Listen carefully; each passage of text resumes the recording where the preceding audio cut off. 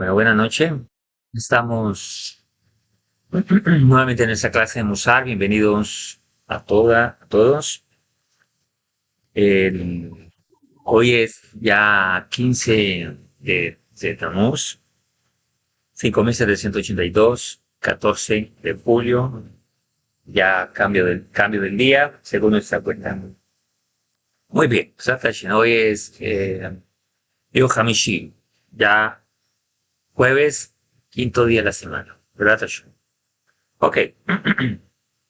Vamos a seguir en el capítulo 11. Estamos estudiando el Mesilat Yetzarim y estamos hablando, o el Ranja nos está enseñando acerca del robo y la honestidad, mantener la limpieza. Y habla específicamente del robo y de la honestidad. Él dice así, siguiendo en el capítulo 11, ¿cómo mantenerse limpio del robo? Dice, lo mismo aplica respecto a la limpieza espiritual.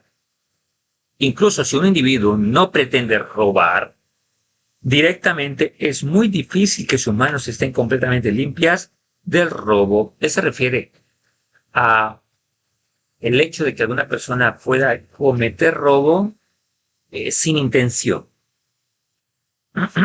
o debe cuidarse incluso del más mínimo acto de deshonestidad, aunque no sea culpa suya, sobre todo cuando es consciente de una situación que puede ser robo. Eso realmente se debe a que en vez de que el corazón controle los ojos del ser humano para que no se sientan atraídos por lo que no es suyo, los ojos arrastran al corazón y lo hacen buscar justificaciones para obtener aquello que les parece bello y agradable. Los sabios dicen, el corazón, los ojos ven, el corazón desea. Y aquí hay que hablar un poco del asunto de los deseos, ¿sí? De ahí que es importante cuidar lo que vemos, nuestra vista. No solo hablo de la parte física, natural, de salud, sino lo que vemos y cómo lo vemos. De ahí que las leyes de Sniut, de ahí que no ver cosas prohibidas. ¿Por qué? Porque lo que los ojos ven, el corazón desea. Ahora, es por esta razón que yo, eh, conocido también como Job, afirmó que él no actuó así. Su corazón no se dejó arrastrar por sus ojos y por lo tanto ningún objeto ajeno se adhirió a sus manos. Cuando la persona puede ver algo que genera sensación a su vida, genera placer, va a querer obtenerlo, va a querer buscarlo. Y donde hay placer, donde hay deseo no controlado, se puede perder la razón.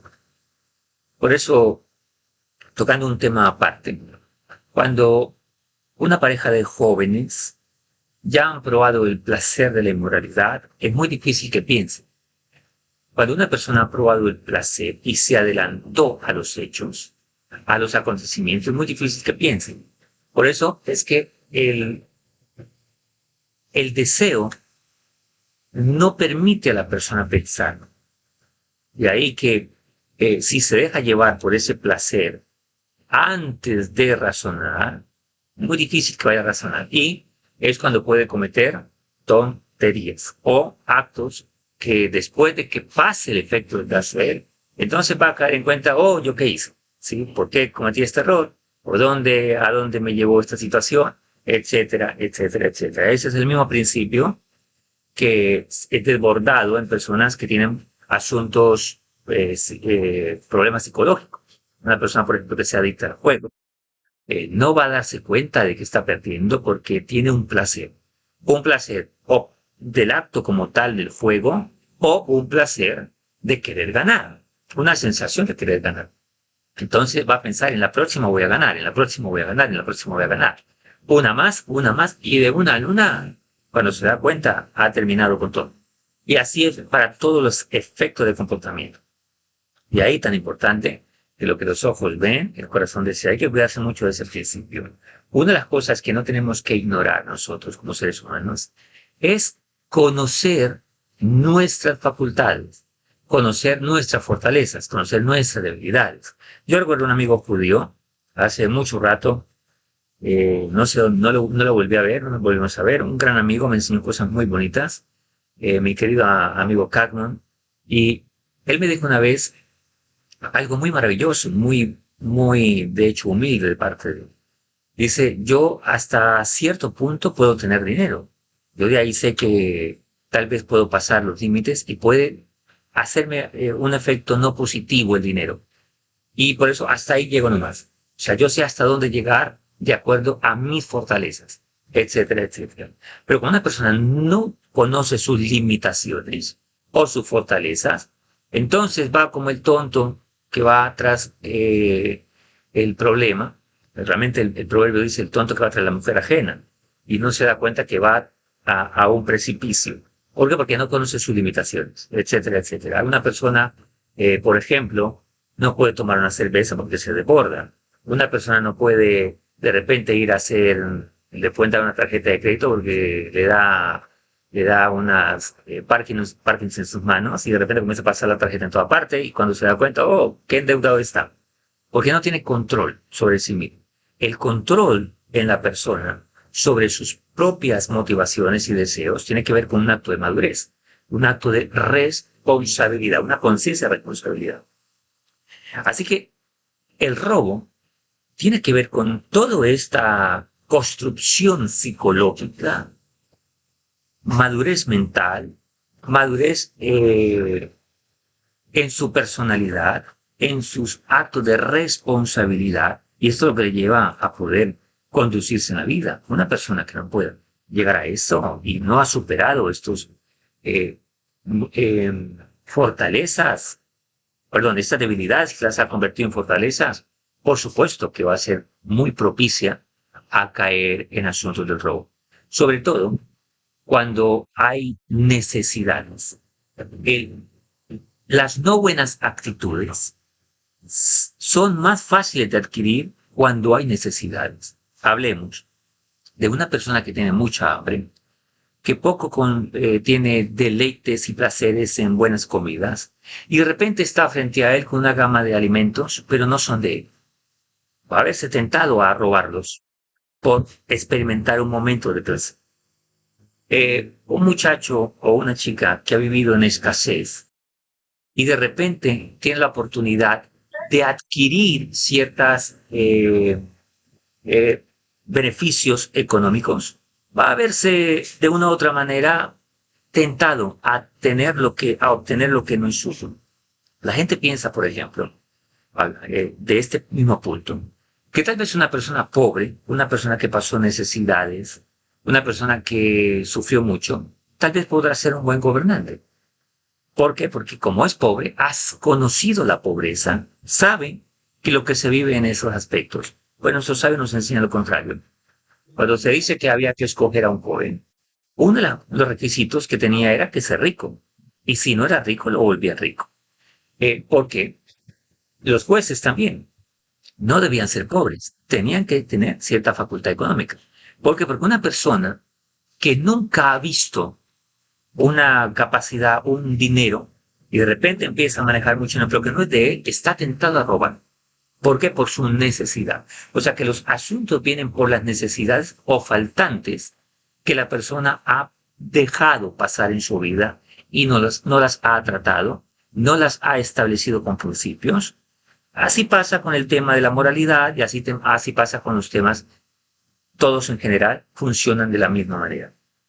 Así que, pero aquí vamos enfocados hacia el robo. Pero hay que entender cómo funcionamos nosotros frente a estas situaciones que se pueden volver tentadoras a causa de la necesidad que tenemos.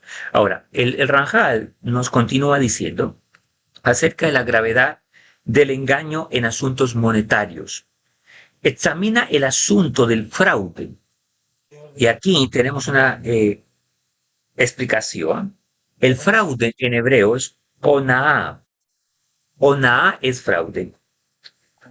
Esta palabra también connota, pueden colocar en silencio sus micrófonos, por favor. Es tan amable. El onaa, esta palabra también connota estafa. y otros actos similares de engaño. Esta categoría alágica abarca varios tipos de robos no evidentes que implican la estafa, el fraude o el engaño al prójimo. Ahora, ¿con cuánta facilidad el individuo puede dejarse seducir y caer en él? Pues aunque le parezca correcto esforzarse para que su mercancía parezca atractiva ante los demás y obtener ganancias gracias a su esfuerzo personal, intentando convencer al compañero para que acepte su oferta, justificándose diciendo, el diligente será recompensado. Ahora, cuando dice aquí el diligente será recompensado,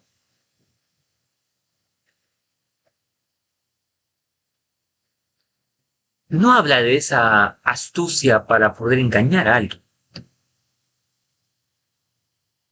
O la mano de los que actúan con presteza se enriquecerá.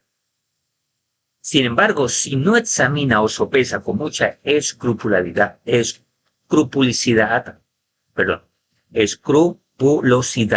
sus actos, hablamos no de la diligencia de esa astucia para poder engañar a otra persona.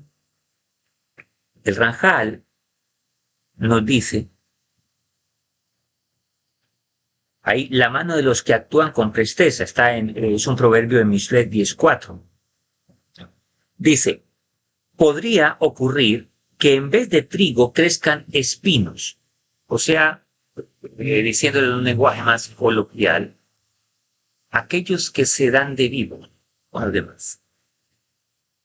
Nuestros sabios nos enseñan, por ejemplo, en el caso de los que son comerciantes, siempre dicen nuestros sabios que hay que cuidarse. El comerciante siempre tiene que tener en cuenta de no caer en el robo, a conciencia o no a conciencia, ya que el comerciante puede tender a mentir, tal vez vender una mercancía que no tiene ese mismo valor, tal vez encontrar una persona que no sabe la mercancía y es ignorante y está dispuesto a pagar por algo que no conoce y le dicen que es fino y él dice que está bien y lo está engañando. Esa clase de diligencia no es la que hablamos acá. Eso es la persona ser un poco, eh, lo que decimos ser muy, abusar, abusar de la ignorancia de alguien para engañarlo. Por eso, en vez de trigo o que crezcan espinos, hay que cuidarse de eso.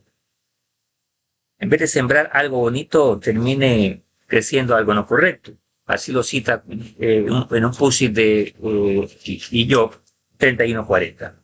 Ahora, es decir, que se tropiece y transgreda la prohibición de estafar y defraudar a la gente, como se nos ha ordenado. No se defraudarán el uno al otro. Esto es una orden que está, una ley en Baikra 55:17, Levítico. El pusi completo dice así, no abusarán, no abusarán, soini o tonu, uno del otro, sino que temerás a tu Dios, pues yo soy el eterno su Dios. Sin embargo, este pusi no habla de engaños o estafas monetarias, sino de la prohibición de hostigar o abusar verbalmente del prójimo. Por ello, Schlanger sugiere que quizá Ranjal, alaba Shalom, en realidad se refiere al Pusi 25:14 que dice, cuando uno de ustedes venda una mercancía a su prójimo o compre de la mano de su prójimo, no estafará Toini a su hermano. La confusión en el texto quizás se deba a la similitud entre las expresiones que en hebreo no vocalizadas son idénticas, como soini o toini. Ok, entonces, el mensaje concreto es no engañar a tu prójimo.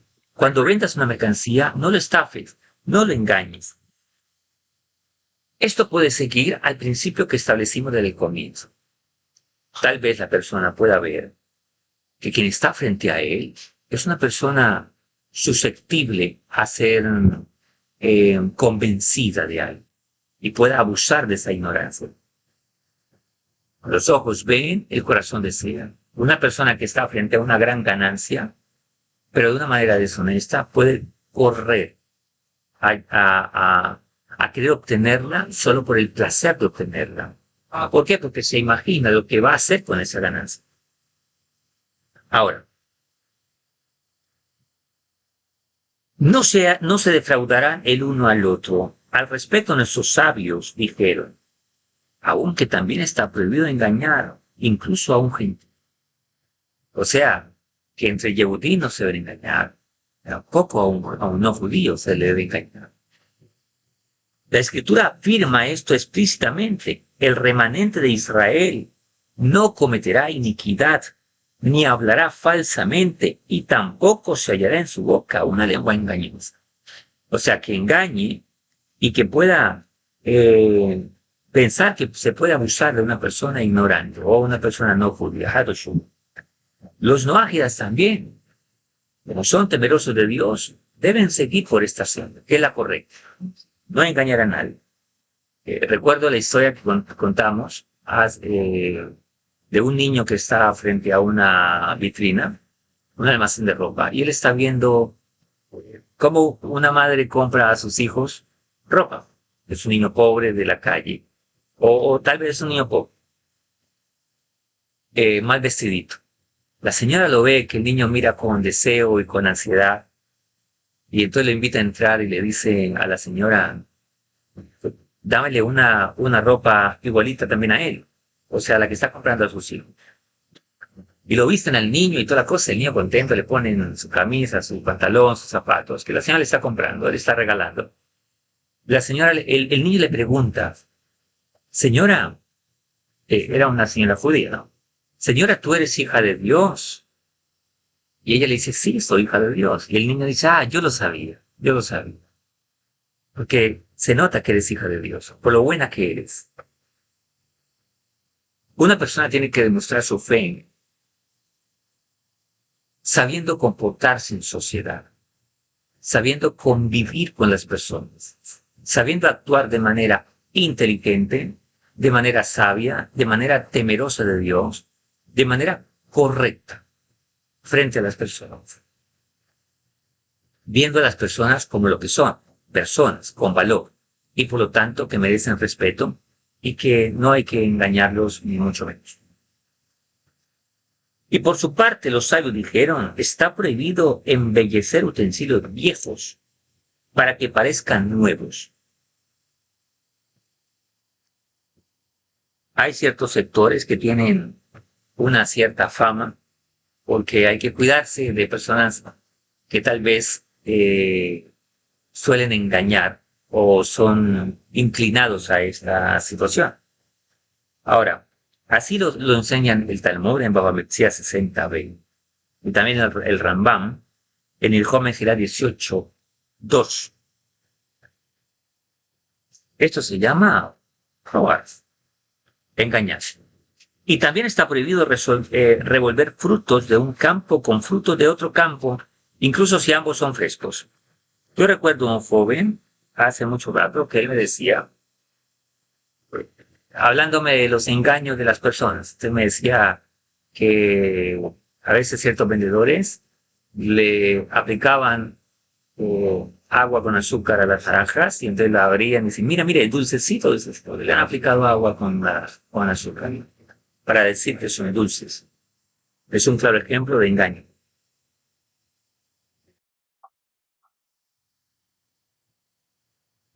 Ahora,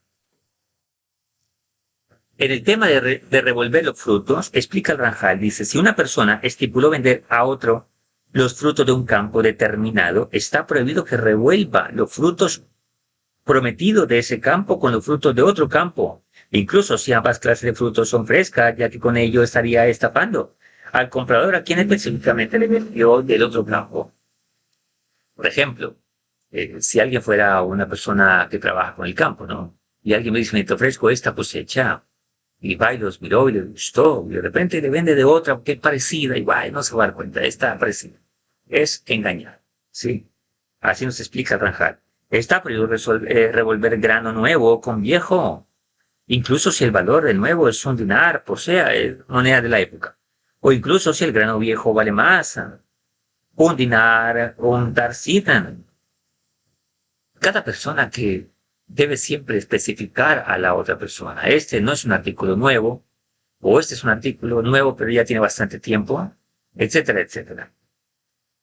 Y no engañar y esa clase de cosas. Aún así no puede revolverlos, sino que debe venderlos al precio de un dinar, moneda de la época, por cada sea.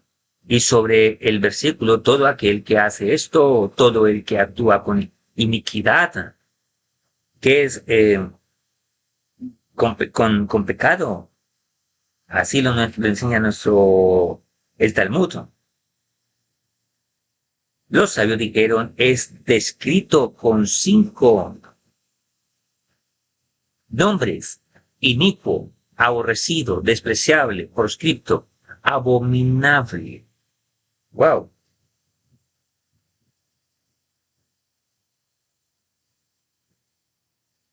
Todo eso se le llama a quien que actúa de esta manera. Los sabios también dijeron, todo aquel que roba a su prójimo, incluso algo tan insignificante como una perutá. Una peruta era también como un centavo, moneda menor, era una moneda de menor valor. No decir hoy día un centavo. Es como si le quitara su alma. Así lo enseña el Talmud en Baba Kamai 119a. Es como si le quitara su alma, porque a veces incluso un centavo podría salvar la vida de un ser humano. Ahora, hemos hablado en otros momentos que nuestros sabios enseñan que cada asunto material, cada cosa material, perdón, que tiene a alguien pertenece a su alma. Si alguien tiene un lapicero, un celular, pertenece a su alma, hace parte de la persona, rojo. Y quitarle un marcador como estos, y la persona lo compró con el dinero que Dios le dio, ese dinero lo consiguió a través de tiempo e inversión de vida. Por lo tanto, le dan dinero porque le cambian la vida por dinero, la vida invertida en algo por dinero. Y con ese dinero fue a comprar un lapicero, un ejemplo.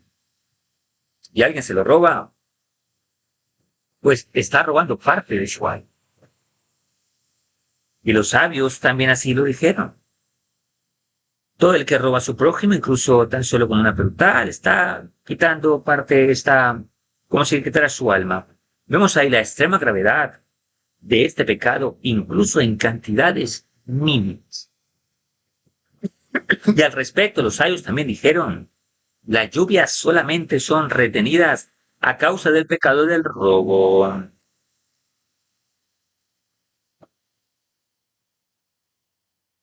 Eso está en el Talmud, en Ta'aní 7b. Y también dijeron, en una canasta llena de pecado, ¿cuál es el pecado que incrimina más que todo lo demás? Y respondieron, el robo. Si una persona tiene muchos pecados en su canasta, en su vida, ¿cuál es el que es más complejo? El robo. Así explicaron sus sabios, Vaikra Rabá 33.3. La generación del diluvio solamente le fue sellado el decreto de destrucción a causa del robo. Así lo enseña el Talmud Sanedrín 108a. Ahí el Talmud dice, contra esa generación, la generación del diluvio, lo hemos leído en el libro de Bereshit, ahí está cómo Dios decretó un diluvio sobre esa generación. Fue a causa del robo y el Talmud lo dice así. Contra esa generación solamente se le promulgó la sentencia de destrucción cuando extendieron sus manos para robar, a pesar de que la humanidad en aquella época cometía otros pecados gravísimos, como la idolatría, la inmoralidad sexual. Fue su propensión al robo y la deshonestidad lo que provocó su destrucción. Ahora dicen nuestros sabios, enseñan, quien roba comete pecados de inmoralidad. Y quien comete pecados de inmoralidad, mata. Todo esto es consecuencia de la idolatría. O sea que un pecado lleva a otro pecado. ¿Por qué? Porque dijimos que la idolatría está basada en el egoísmo. El egoísmo es una expresión de infidelidad, o sea, de amor propio, y no le importa a los demás. Por lo tanto, ¿quién es egoísta? ¿Quién es un idólatra? Es la midá, la cualidad, la cual se fundamenta en la idolatría. Va a cometer actos de inmoralidad porque no le importa sino su propio placer, su propio deseo. Y una persona que roba comete inmoralidad. Y el que comete inmoralidad puede matar. Por eso, Dios guarde unos delincuentes que entran a una casa a robar, tienden a violar a las mujeres que hay y después tienden a matarlas. ¿Por qué? Es un pecado que lleva a otro. Como consecuencia. Como consecuencia. Así que notamos toda la gravedad que llevan los hábitos no correctos. La vida es una decisión diaria que tenemos que practicar a cada momento. Si hoy fui honesto, mañana tengo que volver a tomar la decisión de seguir siendo honesto, de no robar, porque siempre nos vamos a enfrentar a estas circunstancias. No hay cosa peor, no hay cosa peor que una persona se involucre con otra egoísta. Por eso, a la hora de definir con quién caminamos en la vida, hay que definirlo, o inclusive mucho más allá, los que no se han casado o las que no se han casado. Hay que definir qué tanto de contenido, de valor tiene esa persona. Se llama valor agregado a su propia vida. Sobre qué está construido ese edificio tan bonito que se ve. Hay personas que pueden aparentar ser un edificio muy bonito, pero no tiene bases. De repente es una persona que el deseo le domina, es una persona que la ira le domina, es una persona que toda clase de deseos le domina. Esa persona no va a poder dar más de lo que él no tiene. Y por lo tanto, el egoísmo le lleva a cometer toda clase de tonterías en la vida. Ahora, la importancia suprema de la honestidad. Y si en su fuero interno objetas en nuestras relaciones con nuestros prójimos, ¿cómo hemos de intentar convencerlos de la excelencia? ¿Cómo hemos de intentar convencerlos de la excelencia de las mercancías, de la mercancía que le vendemos y de su precio? La respuesta es, si hacemos esta pregunta, entonces, ¿cómo hago para convencer que esta es una buena mercancía? Hay que hacer la siguiente distinción. Todo intento por mostrar al cliente las verdaderas cualidades del producto es correcto y recto. Yo tengo que mostrar las cualidades y hasta donde la calidad que tiene el producto. Pero cualquier intento por ocultar su defecto no es más que estafa y por lo tanto está prohibido. Este es el principio fundamental de la honestidad en las relaciones comerciales. Ahora, el Racal no habla sobre la honestidad en pesos y medidas, ya que al respecto explícitamente está escrito, pues abominación es para el Eterno tu Dios todo aquel que hace esto. ¿A qué se refiere con que hace esto? Acerca de las medidas deshonestas. Y al respecto, los sabios dijeron, más fuerte es el castigo divino por la deshonestidad. En los pesos y medidas. Alterar las medidas y los pesos. Decir que aquí hay 2 libras cuando hay 1,5 libras. Un ejemplo, ¿no? Que el castigo por las relaciones sexuales y físicas. O sea, es más grave la deshonestidad en pesos y medidas que el castigo por las relaciones sexuales ilícitas. Y también dijeron, un mayorista debe revisar sus pesos y medidas cada 30 días para calibrarlas. No sea que haya una alteración y no se esté dando cuenta. Así lo trae la Mishnah frente a este tema. ¿Y por qué tanto? Para que por un descuido no pierdan su exactitud. Y de este modo la persona evita el castigo divino por haber defraudado por error a sus clientes. Ok. Entonces miramos acá, en lo que nos enseña el Ranjal, hasta aquí, la importancia de lo que es la honestidad. Y creo que de una u otra manera es un tema que puede ser familiar. Quien no sabe que robar no es bueno. Quien sabe que matar no es bueno. Quien no sabe que las relaciones inmorales no es bueno. Podemos saberlo en cuanto a teoría. El problema es que no tenemos especificado qué es robo, qué es deshonestidad en detalle.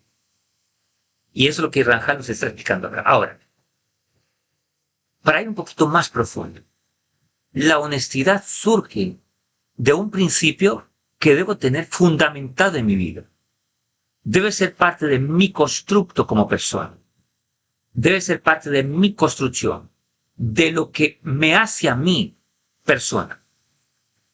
Por lo tanto, cierto individuo puede escuchar acerca de la honestidad, acerca de la fidelidad, acerca de superar el egoísmo, de no robar. Pero si eso no hace parte de su vida, por mucho que lo escuchen, vamos a ver un principio que nos enseñan nuestros antiguos y nos dicen, le entró por aquí y le salió por acá. ¿Por qué? Porque debe ser parte de su formación. Así que lo primero para poder hacer ese cambio, si una persona tal vez puede estar luchando con esto, es poder reconocer el faltante que tiene y decidir aceptar un principio de que voy a ser honesto. El tema de los deseos no es una cuestión de sensación. Vamos a hacer una dieta, por ejemplo. No la hacemos en base a sensaciones, sino en base a razones. Si una persona mueve su vida en base a sensaciones, nunca va a poder superar sus asuntos de deseos que lo dominan. No puedo comer tal cosa. No es si siento o no siento comerla. Tengo una razón de que no lo debo hacer.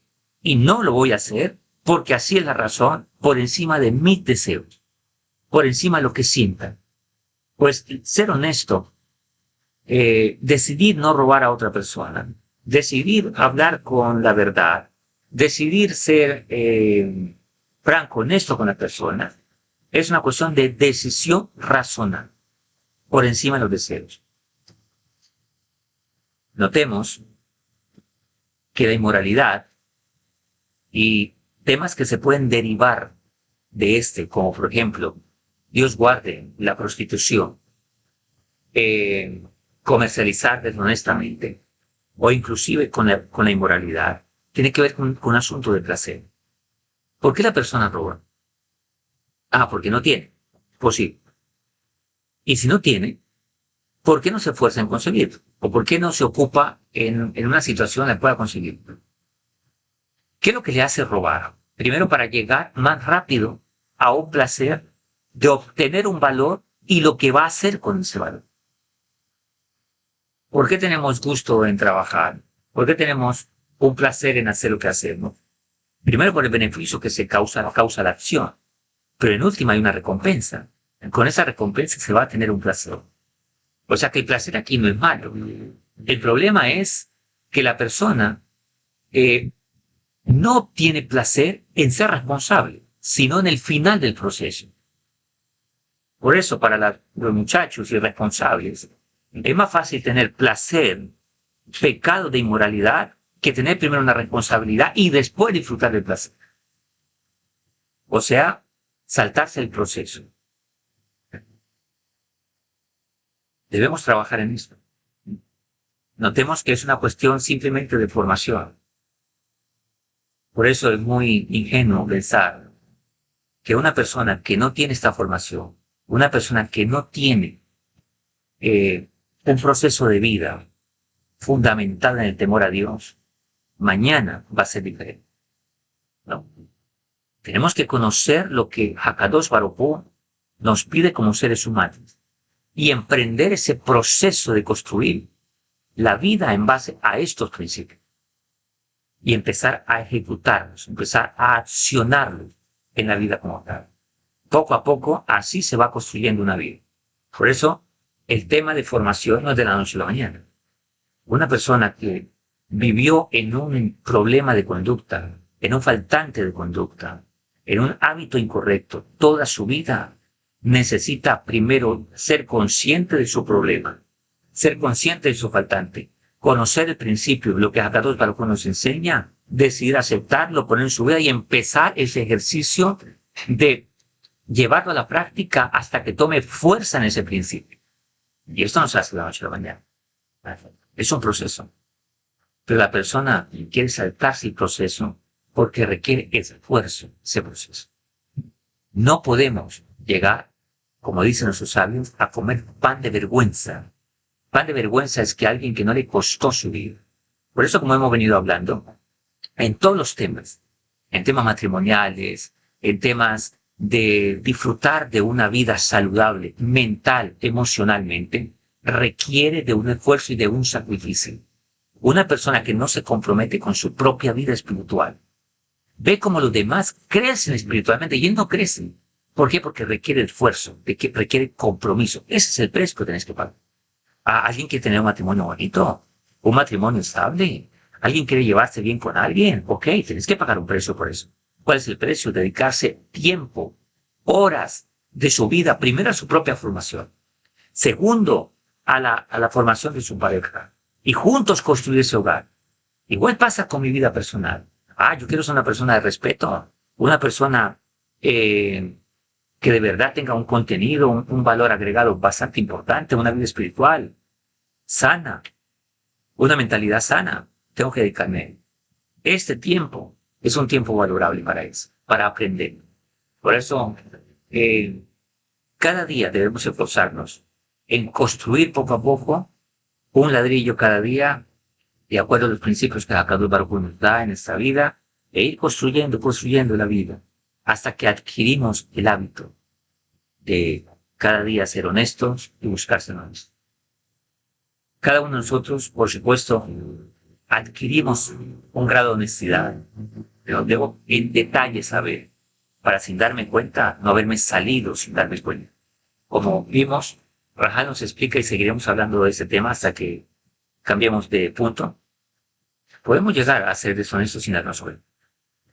Una persona puede llegar a cometer un pecado sin darse cuenta. Nuestros sabios nos enseñan que nuestro pueblo en la época de los reyes, cuando se divide el reino del norte con el reino del sur, el reino del norte se cometía idolatría. Problema, podemos hacer una pregunta. ¿Por qué había idolatría? ¿Acaso no sabían que era prohibido? El asunto, dicen nuestros sabios, ahí lo que se estudia en Merajinale, Merajinbet, dice el pueblo de la época no sabían que cometían idolatría. Creían que lo hacían para Dios.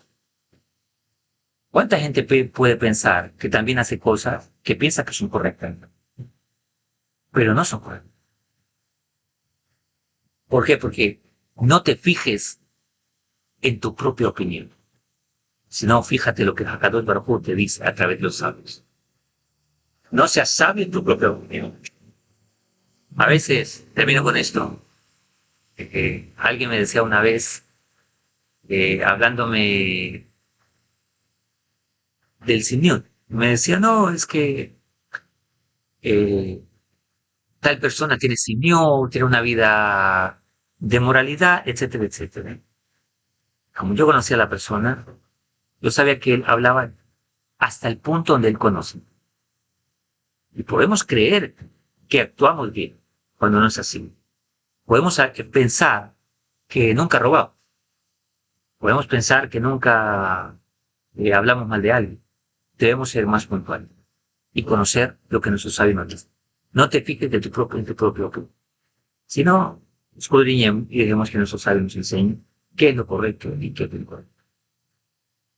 O duda no le quitó que la Hashem, que este shiur sea de mucha bendición. Muchas gracias por haber venido.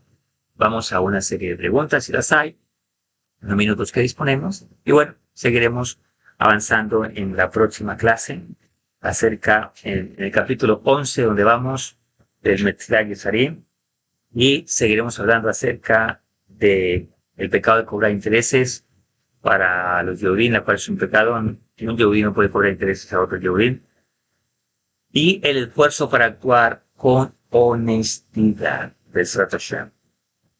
Satan Ismaya, seguiremos con la ayuda de Jacob. Muchas gracias por haber venido. Que tengan todos buenas noches. Hagitanach o Laila Tov. Besrat Hashem.